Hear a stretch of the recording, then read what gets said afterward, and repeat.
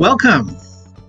Our next speaker is Mr. Bhaskar Rao, a 25-year veteran in the field of crop production, operation, and management.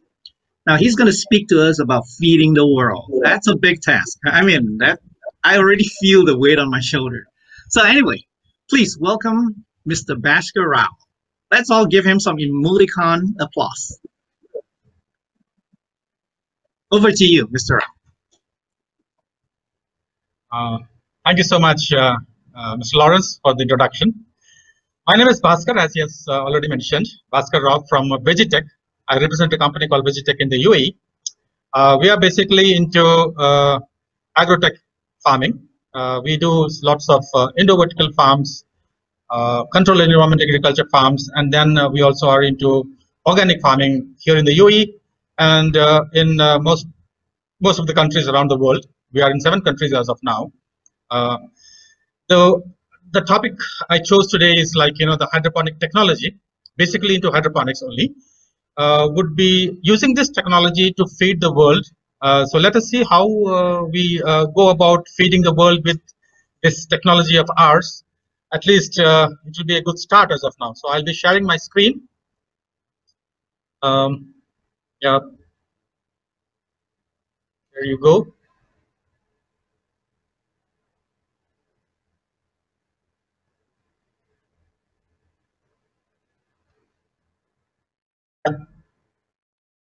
So hydroponic technology, the future tool to feed the world. This is how it goes. So let's try to think of how can we feed the world. See, by 2050, the world will be a home of around 9.7 billion people. We all know that. So we just have around 30 years to feed the world by making the production double. So we will be needing to produce 100% more food than today to feed the world.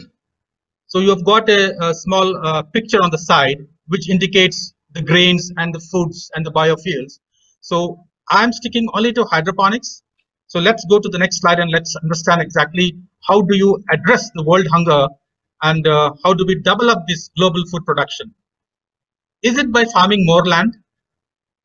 No, I don't think so, because that will give us only 20% of the way there. We need 100%, so we are 80% short. Or is it by raising more animals? No, again, maybe because that's not a very sustainable solution, because rearing of animals will increase the greenhouse emissions and it will be a hindrance to our resources. So producing food the old-fashioned way, as we have been doing from our forefathers' time, is that okay? The old-fashioned way that can feed all those people by 2050? No, not at all, says the United Nations. This is from the United Nations, not from me. It says, the Food and Agriculture Organization says no. So what is the solution? So we do have a solution here. The solution is, the UN Food and Agriculture Organization has identified a very big solution. The solution is the word technology. That's why when I said we are an agro-tech company, we are mixing agriculture with technology. The technology that has been proven, it has been proven over a period of years through our labs, through our techniques, through our skills, that food can be produced with new technologies. New technologies involve skill development, involves mechanized commercial farming, the urban ag, precision ag, and the CEA, of course. What I mean by CEA is the controlled environment agriculture. So technology itself cannot help. We need to have all these parameters in place, and we need to have collaborations with all these parameters, so that IoT is in place, we have all the mechanization in place, we have the skills in place. So that will collectively give us abundant food, affordable and safe and healthy and nutritious food. So let's come to exactly hydroponics, as my topic is on hydroponics to feed the world. Hydroponics is an art and also a science of growing crops without soil. It's basically soilless cultivation. Hydro meaning water and ponics meaning labor, which is virtually means working with water. So scientifically, hydroponic actually means nutrient-rich water being delivered to the root zone. So there is a timeline. So when did this hydroponics start? Let me tell you that hydroponics had started long back in 600 BC. We were doing the hanging gardens of Babylon, and then it moved on, and then we are in the present age. Just before that, during the 70s, we had tried to grow lots of hydroponic leafy greens with the help of NASA and Mars and all that. So this is just a concept saying that hydroponics is nothing new, but it was there in our history long back, but now we are adding technology to it and trying to get it more productive for our purposes. There are various types of methods of hydroponics. Okay, the methods of hydroponics basically are divided into two. One is something called solution culture or active hydroponics. The other is a medium culture or a passive hydroponics. Now, the solution culture uses a system whereby we grow crops in a solution, in a nutrient-rich solution, which is water. Okay, so this may be either static, the water may be static, not moving. It could be a continuous flow, which is NFT, nutrient film technology. It could be ebb and flow, flood and drain, deep water culture, DWC, which you use floating raft for cultivation. It is there in practice throughout the world now. Then you have the advanced technologies of aeroponics or fogoponics and rotary. So let's deal only with hydroponics as of now. The second is the medium culture. This is a passive hydroponics. In this system also, the nutrient-rich water is fed to the root zone, but the root zone is embedded in a media. There is a grow media. So the grow media is an inert media. It is not soil. The grow media could be rock wool, could be gravel, could be perlite, could be cocoa peat, could be the lightweight expanded clay aggregates, the round balls which you see in any of the indoor plants all around your offices, the LECA balls. So these are the few media or any other media that could hold water, and drain the water afterwards and make the nutrient-rich water available to the root zone so that the root zone uptakes all these nutrients for the plant growth. So we have different types of hydroponics. I'll just put you in a small nutshell the types of hydroponics. So we have a nutrient film technology, nutrient film technique, NFT, the deep water culture, we have a VIC system, we have the ebb and flow, the drip system, and aeroponics. Basically, all these use water as a grow media. And we do have pumps, we do have, and this could be enhanced, this could be enabled, it could be scaled up. This is just a schematic picture. It could be scaled up to a commercial level by implementing lots of automation, IoT, whatever you could add on to this. But the basic function of its working is this: an air pump, an air stone I'm showing you, but that is nothing but a dissolved oxygen. We should be having dissolved oxygen levels in the water which is being used for fertigation. Fertigation here means mixing of fertilizers in the water and supplying it to the root zone. That's called fertigation in hydroponics. So we have different types of grow media. So let me come one by one to the grow media, which is the passive hydroponics. So in this passive hydroponics, what we can grow is we can grow all types of crops in the passive hydroponics where there is a media to hold the roots. It could be wine crops, it could be fruit trees, it could be flowers, it could be floriculture industry, or even it could be berries, whatever, because we have a grow media. The basic attributes of a grow media are, it should be having a water holding capacity. The substrate should be having a high water holding capacity. That means it should be able to absorb the water. Then it should also be having the media attribute is drainage. It should be able to drain itself so that there is, whenever a new water is replenished, this water drains off and you have the new water coming in with fertilizers in it. It should be durable and it should be biodegradable, of course, and it should be supportive. It should be helping to anchor the plants. It should be helping to anchor the plants so that these are all tall plants. They are the root crops and they are tall plants, so they would be able to grow long and with the help of trellising ropes and all that. So the supportive aspect is very important for a grow media. Cocoa peat, as you all know, is a fiber from the coconut husk, which is very lightweight. It is the best material being used in the world today because it is biodegradable. Okay, it is 8 to 9 times the weight of it in water.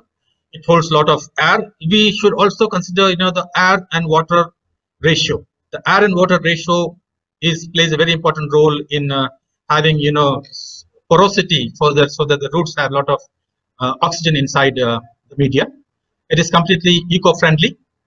I'll just rush through all these slides. The next is the rock wool.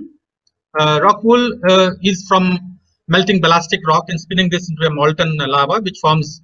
It is used basically in hydroponics for NFT as grow plugs, or it could be also used as a grow slab for production of any sort of crop. It could be wild crops or any crop. It is not biodegradable at all. We have perlite. Perlite could be used individually. It's a volcanic material which pops up. It's like a popcorn. Basic idea behind is it helps in holding the water, number one, and also helps in aeration. So this media is used directly as a grow media, perlite, or it could be mixed with the coco peat in a particular ratio depending upon the crop and the grower. And then I was discussing about LECA. This is LECA, lightweight expanded clay. Is an aggregate which is used in most of the people who are utilizing hydroponics as a growing substitute, but not very advisable. As per me, it varies from people to people. The best option for me is either you do it in coco peat perlite media, or you do it directly in NFT using water as a nutrient media. When we talk of hydroponics, there are a few challenges. There are lots of advantages. Everyone knows of its advantages, of course. So I would like to discuss basically on its challenges so that you understand exactly where we stand and how to fight it out. It requires constant monitoring. Constant monitoring means you require a constant skilled guy who understands what's to be done. And putting up together a hydroponic system is not cheap. It's expensive. It's expensive in the initial stages. It is vulnerable to power outages. You should have a continuous supply of power. Okay. And if you're not able to control all your leakages or whatever systems you're employing, there is always a chance of your microorganisms being entering your system. So there will be a microbiological contamination of the water. And it requires technical expertise. As I told you that it requires monitoring, so it requires technical expertise. So skill development plays an important part in this challenge. And production is limited to certain crops, especially when you're talking of NFTs, when you're talking of nutrient film technology using water. Production is limited to a few crops. And because you are doing a closed circuit, a closed loop system, if a disease appears in the water, or if a disease is there around somewhere without properly taking care of things, then your whole system will be affected very soon. So we don't use soil, so you are not having that advantage of using soil as a buffer. So if you have a problem with your nutrient-rich solution, water, maybe temperature changes or maybe fluctuation in the pH and EC, then the death of the crop occurs rapidly. So this connects back to your skill and monitoring. So why do we need to do hydroponics, and why is this playing a major part nowadays in the world throughout? There is a big boost now for indoor hydroponic farming and CAA and urban ag. So let me just get back to you on a few statistics. It is very important for you to make decisions on why should we go about doing hydroponics.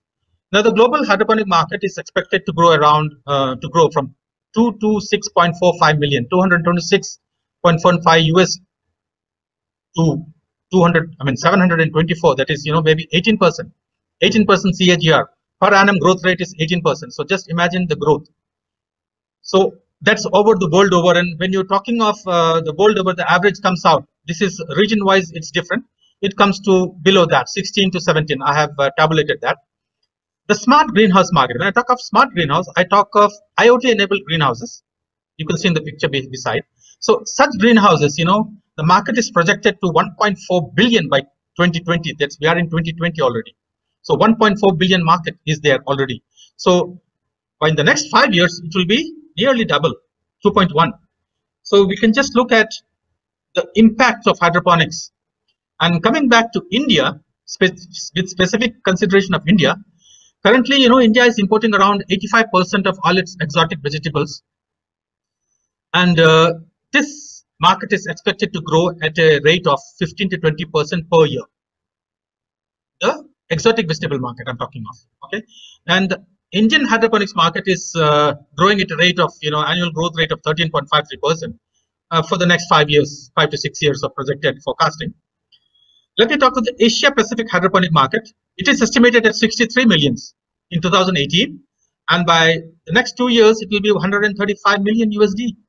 So that is 16.8% CAGR. The Middle East and North Africa hydroponic market, the part where I am now, it is going to go at 15.5% CAGR by 2030. So this is just a basic idea so that you understand exactly where we stand in the market. When we talk of producing locally and growing produce for the Indian market or for any local market in the sense, specifically emphasizing on India, and then the food and grocery retail in India exceeds around 294 million US dollars. It represents 16% of India's GDP. Only the food and grocery retail. So the retail industry is expected to grow at US dollars 1.6 trillion by 2026, about 10% CAGR. So this segment, the grocery, food and grocery, segment, whereby we as a grower, as a hydroponic grower, feed this market, it constitutes 66% of the total revenues of the Indian retail sector. So the retail market is huge. It is a huge big of chunk of cake, so everyone can dig into it. There is not a problem at all. And let me talk about organized market and the unorganized market to just make you understand exactly where we stand. This is relating to India. Its organized market constitutes only 3% in comparison to the unorganized segment that forms 97%. I'm talking about food retailing market in India. An unorganized sector is the sector which is generally the general stores, the corner shops you see in the market, the mom and pop stores, the kirana market. These shops at the corner of your street are more than 15 million. So you can just imagine the amount of growth in the organized market sector, which is still untapped.